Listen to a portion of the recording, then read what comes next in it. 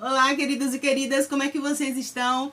Cá estamos, nova semana, novo vídeo, novas expectativas e uma nova história. A vida continua e a vida sempre traz surpresas, novas histórias. Quando pensamos que a nossa vida passa na nossa frente e pensamos que só ela. Mas tanta coisa acontece entre o céu e a terra que não tem nem como imaginar. A história de hoje parece que saiu de dentro de um filme, mas é absolutamente 100% real. E te garanto que em toda a história desse canal você nunca ouviu uma história tão surreal, tão perturbadora e tão intrigante.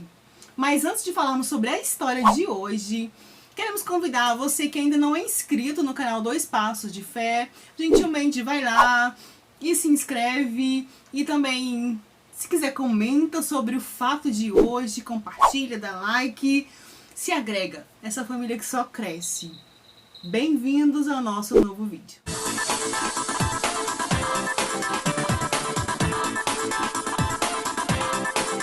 Queridos e queridas, a história de hoje, a história que contaremos agora, se passou na década de 70. E é uma história que mistura mistério e uma pitada de terror, uma pitada de suspense e uma pitada de por quê? Como assim? A história de cinco rapazes tidos como especiais. Eles tinham limitações intelectuais. Era a década de 70, final da década de 70, então as limitações intelectuais deles eram tidas com uma certa liberdade. Eles moravam no interior e eram muito unidos. Eles se conheceram numa instituição para pessoas portadoras de limitações intelectuais e ali eles se uniram. Vamos passar rapidamente a ficha desses cinco rapazes. O Ted Weiner, ele tinha 32 anos e sofria de esquizofrenia. Ele tinha uma mente bem calma, bem singela. Ele era tido como um menino ingênuo mesmo. Certa vez, conta-se que ele comprou por $100 uma caneta. O Jack Hutter tinha 24 anos. Não sabia ler, mal falava e sequer sabia fazer uma ligação no telefone. Tal era a sua limitação. O Bill Sterling, 29 anos, trabalhou na base aérea por um tempo, mas deixou devido aos maus tratos que sofria por sua condição intelectual. O Jack Madruga, 30 anos, era lavador de pratos e tinha um leve atraso mental e tinha um carro que era o xodó dele, era um Mercury Montego 1969. Marca esse carro. O Gary Matias foi jogador de futebol americano no final dos anos 60. Cantava numa banda local e tinha uma leve esquizofrenia por conta do uso de drogas. O Gator Project foi onde eles se conheceram. E ali desenvolveram os cinco uma amizade, um pacto realmente de amizade, diante das limitações e da inocência que desenvolviam, um entendendo o outro, um entendendo o que o outro passava. Se ligaram com um elo fiel, fraterno, que o amor pelo futebol fez só com que fortalecesse. Queridos e queridas, eles foram selecionados para participar de um jogo muito importante dentro da área deles, dentro do grupo deles, e eles ficaram muito cheios de expectativa porque iriam jogar. Foram selecionados e de véspera, para comemorar, foram à universidade, na Universidade Estadual da Califórnia, para assistir um jogo do time do coração dos cinco. Era o Wes Davis. E lá, com meninões, eles tinham entre 24 e 32 anos, meninões que iam conhecer também artistas de Hollywood. Eles iam cheios de expectativas. E foram para o jogo, assistiram o jogo. O time venceu e, para comemorar, saíram no carro xodó do Jack Madruga. Era aquele Mercury Montego 1969, lindo. O Gary tinha muito ciúme desse carro. Esse carro dentro das limitações que ele tinha. Por que falamos tanto das limitações? Porque ficou muito conhecido a história desses meninos, a história do desfecho desses meninos, do mistério desses meninos, porque dentro do que eles viviam, da realidade deles, cada um pendeu para o lado, e o Jack pendeu para o carro. Os 5 saíram depois do jogo para casa? Não. Deram uma parada numa loja de conveniência, estava muito frio, nevava, muito gelado. Então resolveram parar numa loja de conveniência para comprar uns comes, uns bebes, para curtir, felizes, porque no outro dia iriam eles mesmos jogar. Pessoas testemunharam os meninos dentro da loja de conveniência comprando refrigerante, comprando bolo, comprando chocolate, sabe, lanches, sanduíches, e foram embora, os 5. E foi nitidamente a última vez que eles foram vistos. Queridos e queridas, o que aconteceu? No dia seguinte, por serem meninos especiais, os 5 especiais, os 5 de família, as famílias sentiu falta dos meninos. Cadê o Bill? Cadê o Jack? Cadê o Gary? Onde estão os meninos? E não encontrou-se, foi de imediato, sim, falar com as autoridades o desaparecimento deles. E começou-se uma busca quando não houve o retorno dos meninos. Queridos e queridas, pasmem vocês, 4 dias depois, buscas, todo mundo procurando, as famílias, amigos, a polícia, autoridades procurando 5 rapazes que haviam saído de um jogo não tão longe, parado para comer e simplesmente sumiram, não viram. Nenhum dos 5 não tinham perspectiva, não tinha namorada, não tinha paquera, eram 5 meninos intelectualmente infantilizados, não se encontravam. 4 dias depois, o carro, sim, o Mercury, foi encontrado, coberto de neve, em uma floresta. Não era qualquer floresta, era uma floresta muito de difícil acesso. Uma floresta com estrada sinuosa, aquele ambiente inóspito, de difícil acesso. Foi ali que foi encontrado o carro, coberto de neve. Assim que foi encontrado, a polícia observou, investigaram o carro, o exterior e o interior. Dentro do carro foi encontrado embalagens de lanches também intocados, embalagens também, e fora do carro, intacto. Tanque, meio. E ninguém. 4 meses se passaram. A única pista que tinham era esse carro, nessa floresta bem distante, e nada dos meninos. As famílias já estavam passando do desespero, sem conformismo, mas não existe nada pior do que onde está, o que aconteceu, o que houve. Não tinham um norte, sabe, algo que se apegasse e dissesse, vamos seguir essa pista, porque o local onde foi encontrada a única pista, que era o carro, era uma floresta de difícil acesso. E o maior mistério é que carros de resgate, tudo que se buscou encontrar os meninos naquela floresta, sofreu dano, sabe? Até o carro da polícia, os carros de busca, não conseguiam entrar naquela floresta sem bater, sem arranhar, sem amassar, mas o carro estava intacto na floresta. 4 meses se passaram e apareceu uma testemunha, o Joy Chorns, 55 anos, e ele vendo aquela divulgação, o rosto dos 5, pela cidade, pelo país, e onde estão os 5, onde estão esses 5? E o homem disse, olha, eu vi esses meninos, eu vi.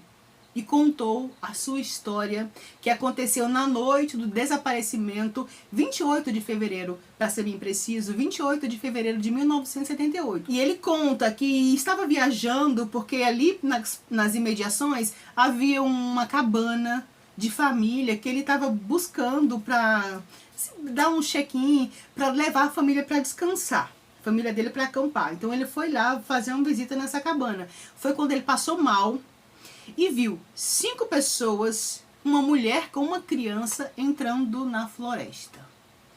E ele começou a gritar, pedir ajuda, porque ele estava realmente passando mal, e gritou, e foi ignorado por essas pessoas. As pessoas entraram no mato. E ele continuou ali, sabe, meio que se confortando, foi aliviando o mal que ele estava sentindo e começou a ver lanternas na escuridão da floresta. E ele voltou a gritar, pedindo ajuda, mas mais uma vez foi ignorado. Quando ele passou horas e ele se sentiu melhor, ele foi embora. Então ele contou isso para a polícia. E a polícia, que já tinha meio quilo de mistério, acabou de receber 1 quilo completo. Os 5 mais uma mulher com uma criança. Queridos e queridas, mais de 6.000 horas de buscas dedicados na procura dos 5. Eles eram conhecidos como os meninos ou os garotos. Por conta das características que eles tinham. Eles não eram meninos namoradores, não eram meninos de baderna. Existia um entre os 5 que tinha sido até preso. Cães, carros, cavalos, todos os meios que as buscas puderam usar na década de 70, final da década de 70, para encontrar os 5 foi usado, mas não encontravam. Até helicóptero foi usado, mas não foi encontrado.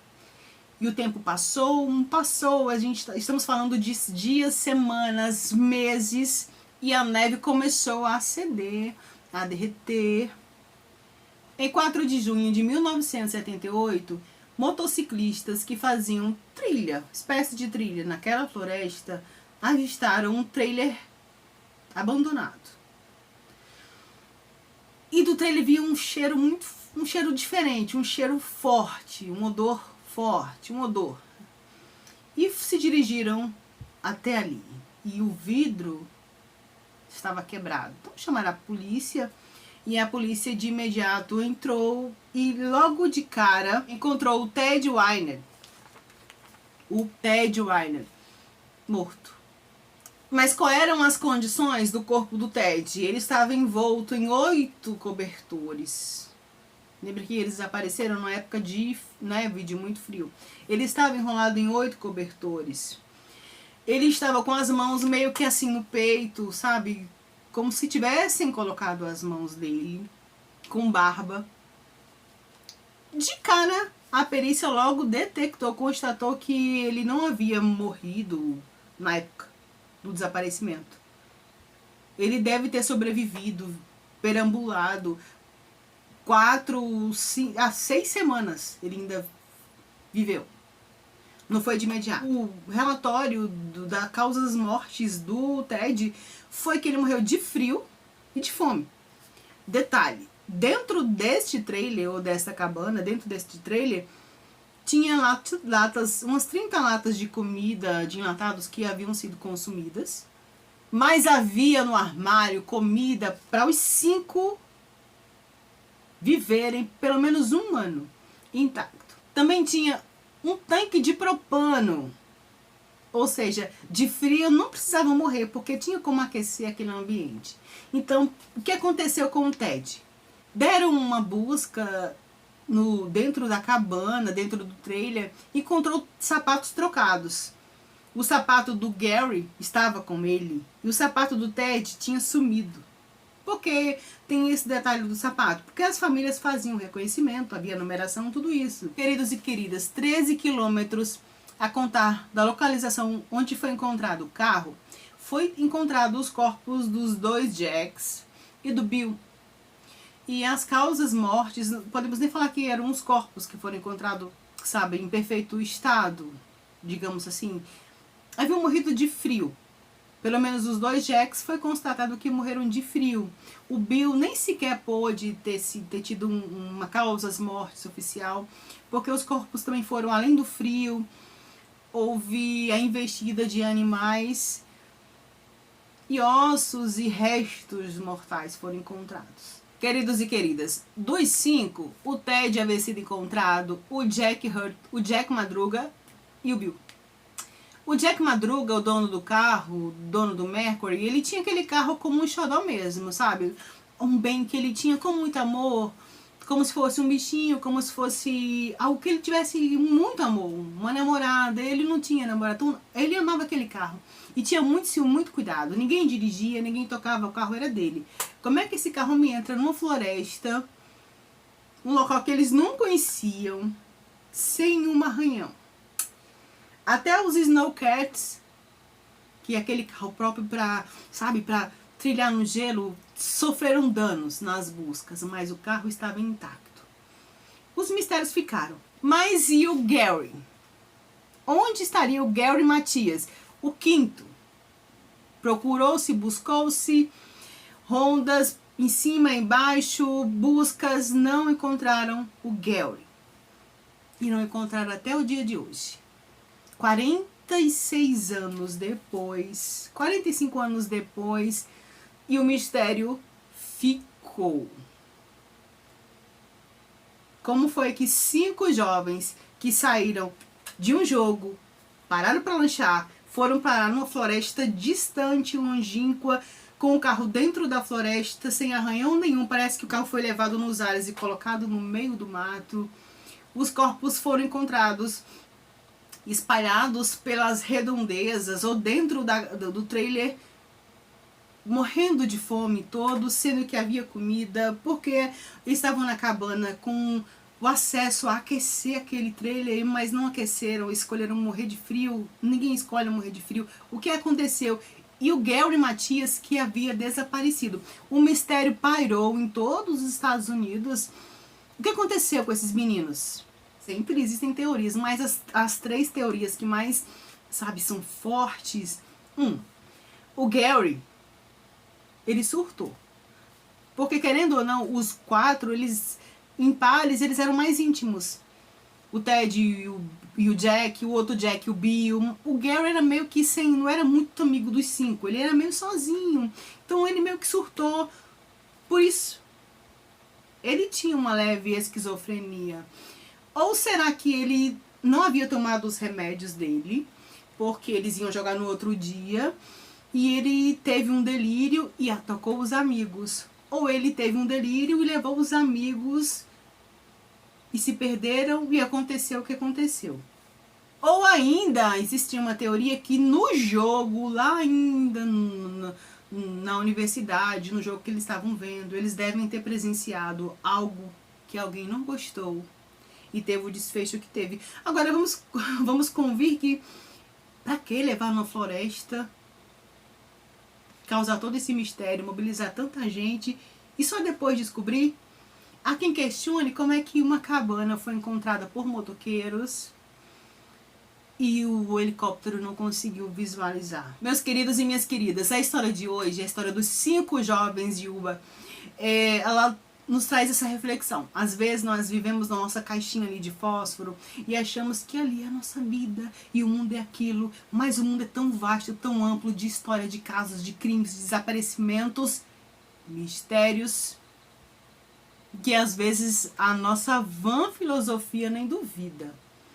Meses atrás, tipo, pouco tempo atrás, a família do Gary Matias foi convidada para participar de um desses programas de crimes, para eles falarem o que eles achavam que aconteceu com o Gary. Mas a família não se pronunciou, não. E aí está o mistério. Até o próximo vídeo.